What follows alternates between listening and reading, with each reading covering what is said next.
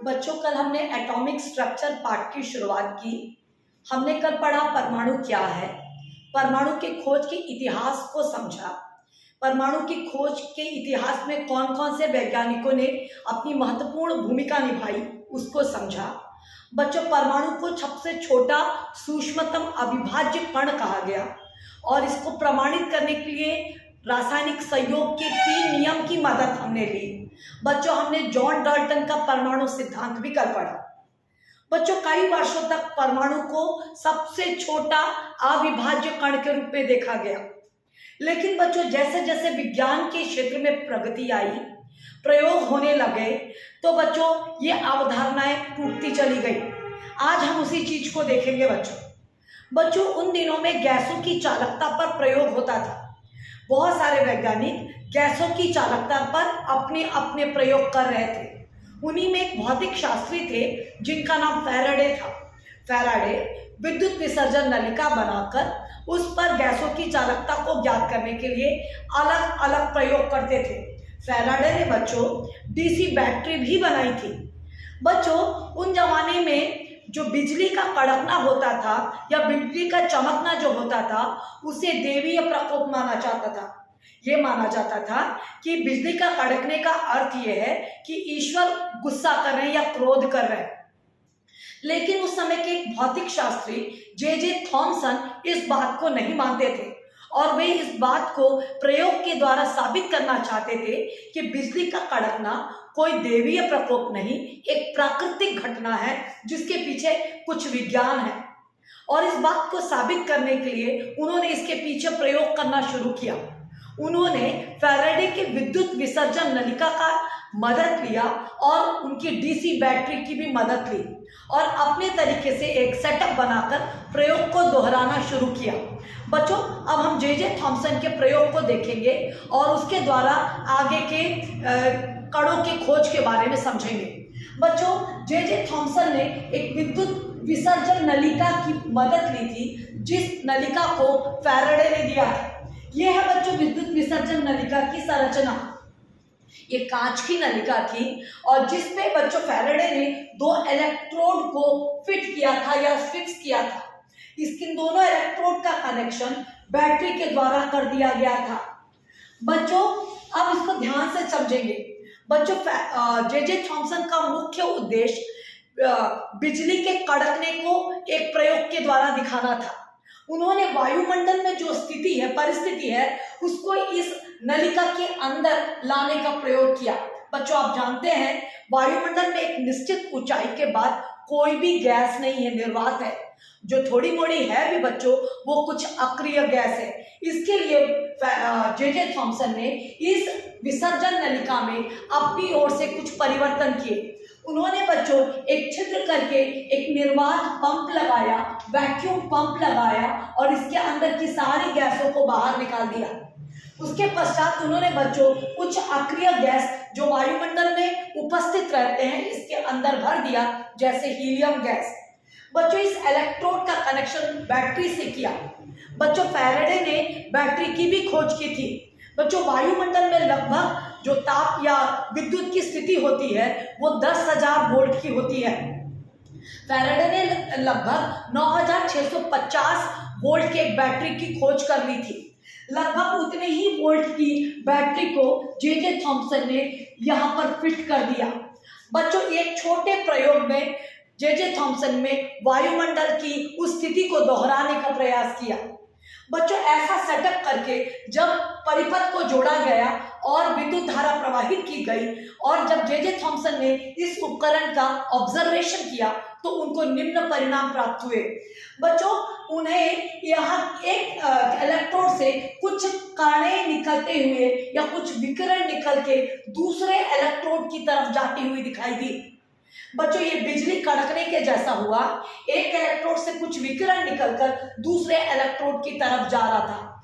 बच्चों J Thomson ने पाया कि जिस इलेक्ट्रोड से विकिरण निकल के जा रहा है वो कैथोड है और जिस इलेक्ट्रोड की तरफ जा रहा है वो एनोड है। बच्चों चूंकि ये जो विकिरण निकल रही थी वो कैथोड से निकल रही थी, इसलिए जे थॉमसन ने इसको कैथोड किरण कहा।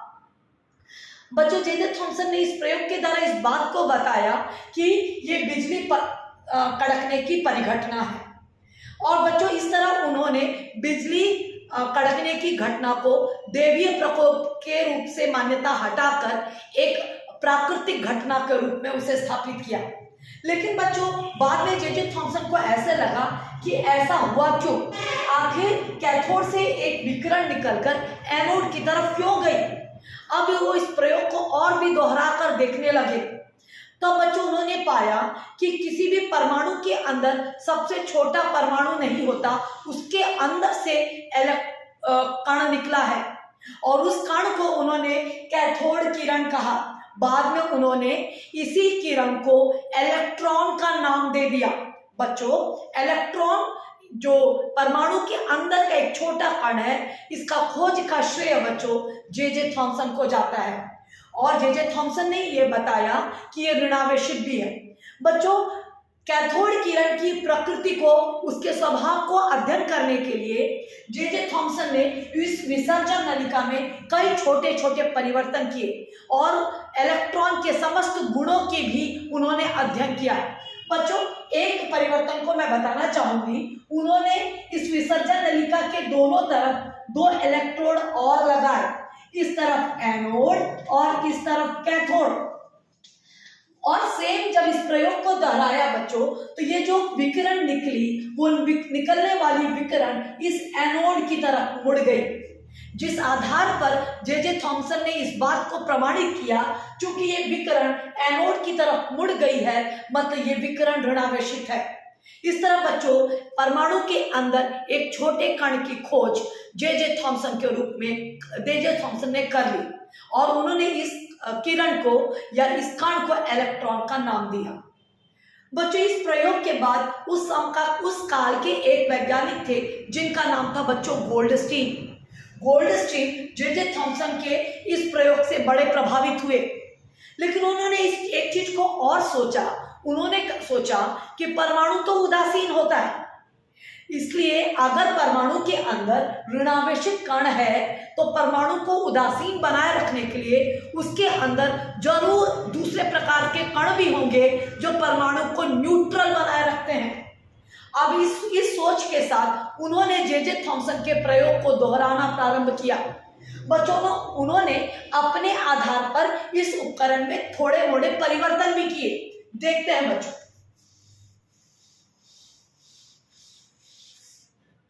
बच्चों अब हम गोल्डस्टीन के प्रयोग को देखेंगे जो बिल्कुल भी जे थॉमसन के प्रयोग से मैच करता हुआ है, बस उन्होंने थोड़ा मोड़ा परिवर्तन किया है। उनको इस बात का पता लगाना था कि यदि परमाणु उदासीन है और परमाणु के अंदर इलेक्ट्रॉन है तो क्या कोई और कण है, इस बात को उनको सिद्ध करना था। उन्होंने सेम उसी उपकरण का इस्तेमाल किया, सेम उसी विसर्जन नलिका का इस्तेमाल किया बच्चों, जिसको हम इलेक्ट्रिक डिस्चार्ज ट्यूब भी कहते हैं, जो फैराडे के द्वारा दिया गया था। बच्चों ऐसा उन्होंने सेम उसी नलिका का इस्तेमाल किया, लेकिन इस बार उन्होंने अपने हिसाब से उपकरण में कुछ परिवर्तन किए थे। इस बार उन्होंने इस तरफ एनोड का लगाया और जो कैथोड लगाया बच्चों वो लगभग मध्य में लगाया। इनका कैथोड ठोस नहीं था, छिद्रित था। जिस भी धातु का उन्होंने इस्तेमाल किया वो छिद्रित धातु या प्लेट का इस्तेमाल किया। ये था बच्चों उनका कैथोड।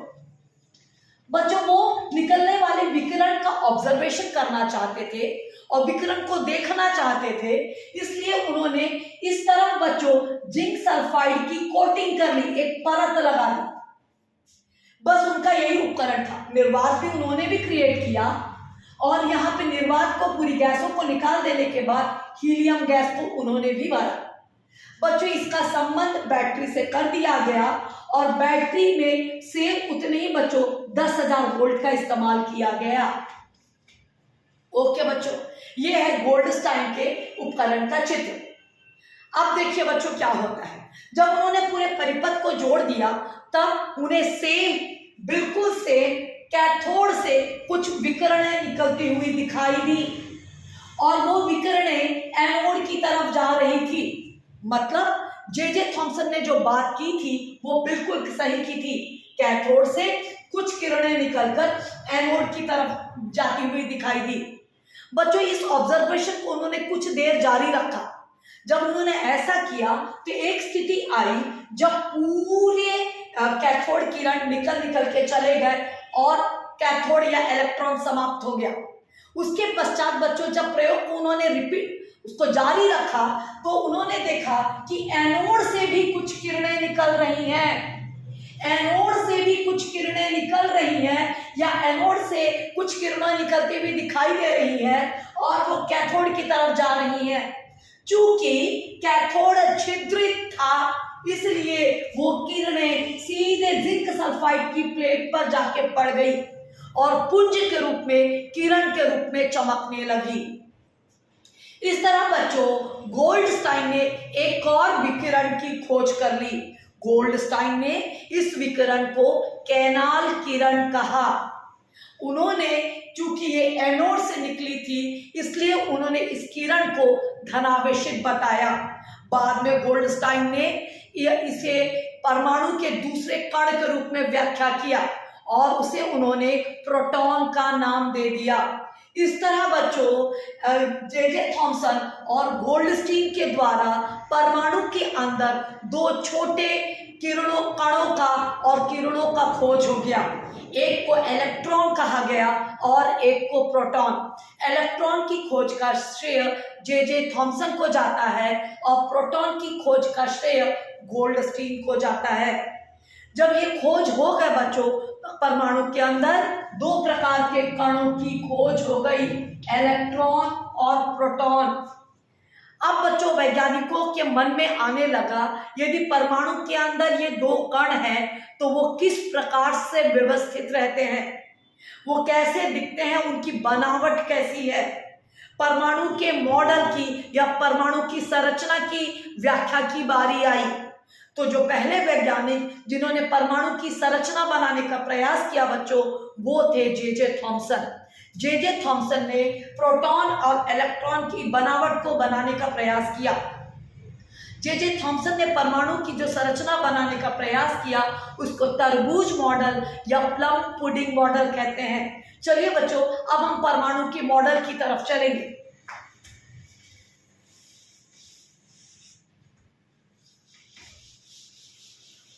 सबसे पहला जो एटॉमिक मॉडल है बच्चों वो जे थॉमसन का प्लम पुडिंग मॉडल है। जे थॉमसन का प्लम पुडिंग मॉडल है जिसे हम तरबूज मॉडल भी कहते हैं बच्चों। अब समझते हैं बच्चों इन्होंने कैसे परमाणु की संरचना बनाई। इन्होंने बोला किसी भी परमाणु में जो प्रोटॉन होता है वो धनावेशित बादल के रूप में होता है, पॉजिटिव क्लाउड के रूप में होता है। जो प्रोटॉन है वो धनावेशित बादल के रूप में होता है, पॉजिटिव क्लाउड के रूप में होता है, जबकि इलेक्ट्रॉन जो होते हैं वो इस धनावेशित बादल में एम्बेडेड होते हैं, फंसे रहते हैं। जिस प्रकार तरबूज का लाल हिस्सा वो धनावेशित बादल और तरबूज के जो काले बीज है वो इलेक्ट्रॉन, फंसे हुए इलेक्ट्रॉन के जैसे। लेकिन बच्चों जे थॉमसन ने ये जो मॉडल दिया था वो बहुत दिनों तक सक्सेसफुल नहीं रहा क्योंकि ये परमाणु के सारे गुणों की व्याख्या या परमाणु की प्रकृति की व्याख्या नहीं कर पाता था। बच्चों इसके बाद बहुत सारे वैज्ञानिक आए और उन्होंने अपने अपने तरीकों से परमाणु की संरचना या मॉडल बनाने का प्रयास किया। परमाणु की संरचना बनाने का जो एक अच्छा प्रयास है वो है बच्चों रदरफोर्ड का। चलो बच्चों अब हम सेकंड मॉडल को देखेंगे, रदरफोर्ड का परमाणु मॉडल।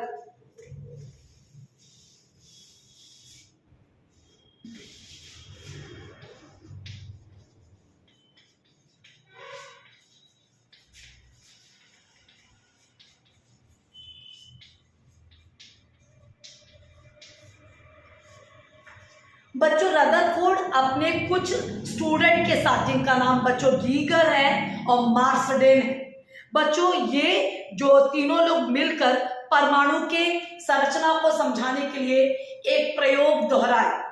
बच्चों उन्होंने कैसे उस प्रयोग को किया, पहले मैं उस प्रयोग को बोर्ड में समझाऊंगी और उस प्रयोग के आधार पर क्या परिणाम प्राप्त हुए उसको मैं बताऊंगी और उन परिणामों के आधार पर क्या निष्कर्ष निकाले गए वो लास्ट में बताऊंगी। तो सबसे पहले हम लोग देखते हैं बच्चों रदरफोर्ड का और उनके साथ के स्टूडेंट्स का प्रयोग देखते हैं। बच्चों रदरफोर्ड ने क्या किया बच्चों, एक छोटा सा लकड़ी का बक्स लिया और उसमें उन्होंने बच्चों यूरेनियम रख दिया। एक छोटा सा लकड़ी का बक्स लेकर यूरेनियम रख दिया। इसके बाद बच्चों उन्होंने जो प्रयोग किया, उन्होंने यहां से यूरेनियम से कुछ किरणें निकली। ओके बच्चों, क्या किरणें निकली मैं बताऊंगी। ये किरण थी बच्चों अल्फा किरण। यूरेनियम बच्चों रेडियो एक्टिव पदार्थ है जो स्वतः अपने में से कुछ रेडियो एक्टिव विकिरण को निकालता है। रेडियो एक्टिव विकिरण कई प्रकार के हैं, लेकिन रदरफोर्ड ने जिस विकिरण का इस्तेमाल किया वो अल्फा किरण था।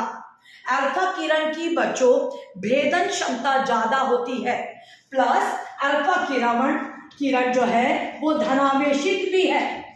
इसकी भेदन क्षमता ज्यादा है और धनावेशित है। अब आगे क्या करते हैं देखते हैं बच्चों इसके आगे उन्होंने सोने की एक पतली पत्र, गोल्ड का सोने का एक पतला पन्नी बनाकर सामने रख दिया। गोल्ड का क्यों इस्तेमाल किया, बाकी किसी धातु का इस्तेमाल क्यों नहीं किया। बच्चों गोल्ड एक ऐसा धातु है जो सबसे ज्यादा तन्य होता है, जिसकी सबसे पतली चादर बन सकती थी। ये बहुत पतली चादर को बनाना चाहते थे जिसमें से बच्चों इस किरण को गुजारना चाहते थे, इसलिए बच्चों उन्होंने गोल्ड का इस्तेमाल किया।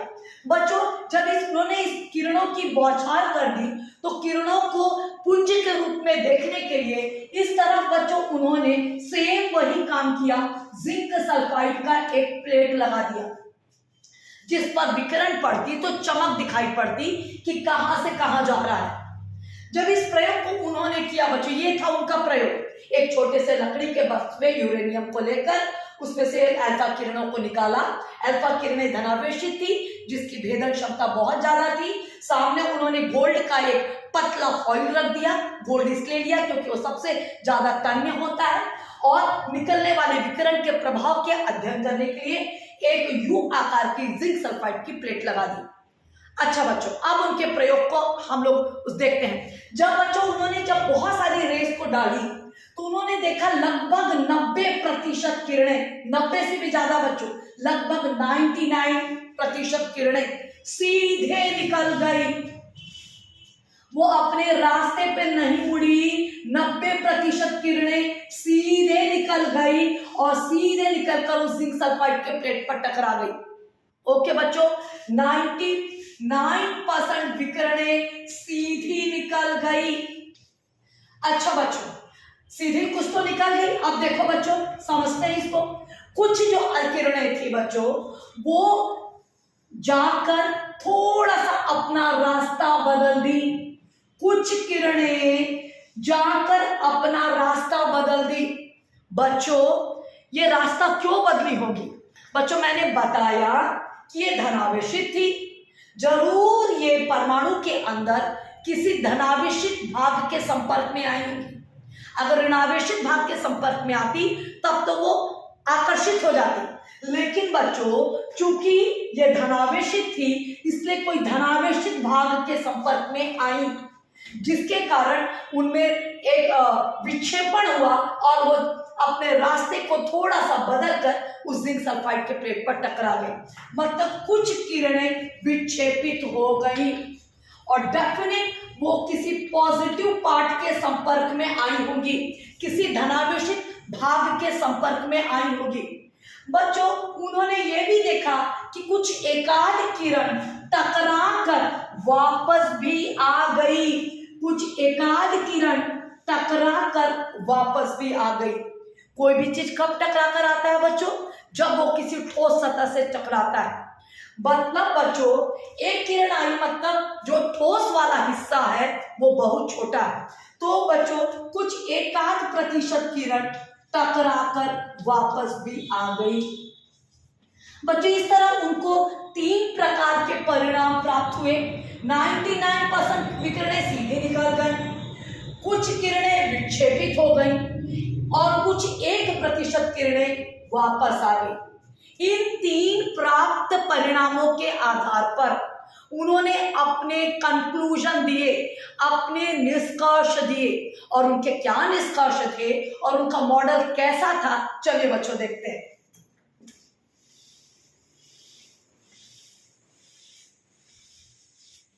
देखो बच्चों, आज 99% विकिरणों का सीधा निकल जाना इस बात को दिखाता है कि परमाणु के अधिकतम भाग खोखले हैं। 99% विकिरणों का सीधा निकल जाना इस बात को सिद्ध करता है कि परमाणु के अधिकतम भाग खोखले हैं। दूसरा बच्चों, विक्षेपित होना, कुछ किरणों का विक्षेपित होना इस बात को दिखाता है कि जो सारे धनावेश है वो एक जगह पर इकट्ठे हैं और वो छोटा हिस्सा है, इसीलिए बच्चों वो वहां से विक्षेपित हुए हैं। सारे धनावेश एक जगह पर इकट्ठा है और वो एक छोटा हिस्सा है, इसीलिए कुछ ही कण विक्षेपित हो पाए। बच्चों मतलब धनावेशित कण जो प्रोटॉन है वो एक जगह पर इकट्ठे रूप में है, जिस पे पड़कर धनावेशित अल्फा किरण विक्षेपित हुआ है। तीसरा बात, जो एक किरण वापस आ गई वो इस बात को बताता है बच्चों कि जो परमाणु में कोई छोटा ठोस हिस्सा है। बच्चों रदरफोर्ड में उस ठोस हिस्से का नाम नाभिक दे दिया। बच्चों परमाणु के अंदर नाभिक की खोज का श्रेय रदरफोर्ड को जाता है।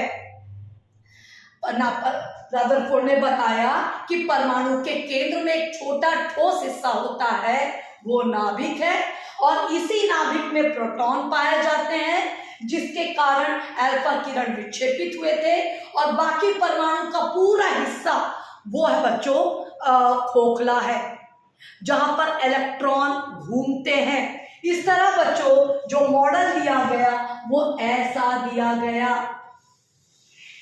यहां पर इलेक्ट्रॉन कहा गया, ये छोटा धनावेशित नाभिक है बच्चों, जहां पर प्रोटॉन है, बाकी इलेक्ट्रॉन बाहर खोखले हिस्से में है और वो गतिमान है। रदरफोर्ड ने प्रायोगिक रूप से एक संरचना देने का प्रयास किया। ये रदरफोर्ड का एक प्रयोग एक अच्छा प्रयोग था बच्चों, लेकिन बच्चों रदरफोर्ड के इस परमाणु मॉडल में कुछ कमियां थी। एक कमी ये थी बच्चों कि इलेक्ट्रॉन यदि घूम रहे हैं, चूंकि वो आवेशित कण घूम रहे हैं, इसलिए वो बच्चों कभी न कभी अपनी ऊर्जा को नष्ट करके इस नाभिक में गिर जाएंगे और नष्ट हो जाएंगे। क्योंकि जब कोई आवेशित चीज घूमता है तो उसकी ऊर्जा नष्ट होते जाती है और वो नाभिक में या कहीं पे गिर के नष्ट हो सकती है। इस तरह बच्चों रदरफोर्ड परमाणु के स्थायित्व की व्याख्या नहीं कर पा रहे थे, क्योंकि जब कोई चार्ज पार्टिकल घूर्णन करता है तो एनर्जी को लॉस करता है और लॉस करके वो गिर कर नष्ट हो सकता था। फिर इलेक्ट्रॉन क्यों नहीं गिरता, परमाणु क्यों नहीं नष्ट होता, इसकी व्याख्या रदरफोर्ड नहीं कर पाए। एक और की बात की व्याख्या रदरफोर्ड नहीं कर पाए थे बच्चों, वो था स्पेक्ट्रम की व्याख्या। बच्चों ये आप हायर क्लास में कक्षा 11वीं में आएंगे तब पढ़ेंगे। बच्चों ये था परमाणु की प्रोटॉन और इलेक्ट्रॉन की खोज और जे थॉमसन का मॉडल और रदरफोर्ड का मॉडल। रदरफोर्ड का मॉडल बच्चों एक एक्सपेरिमेंटल वेरिफिकेशन था, इसलिए रदरफोर्ड के परमाणु मॉडल को अच्छा मॉडल माना जाता है। हाँ, उसमें कुछ 2 कमियां हैं, लेकिन तब भी रदरफोर्ड के ऊपर बच्चों नाभिक का खोज का श्रेय जाता है। ओके बच्चों, मुझे लगता है आप लोग को समझ में आ गया होगा। बच्चों कल हम लोग इस परमाणु की संरचना को बोर के मॉडल समझेंगे और इलेक्ट्रॉन का वितरण सीखेंगे। ओके बच्चों।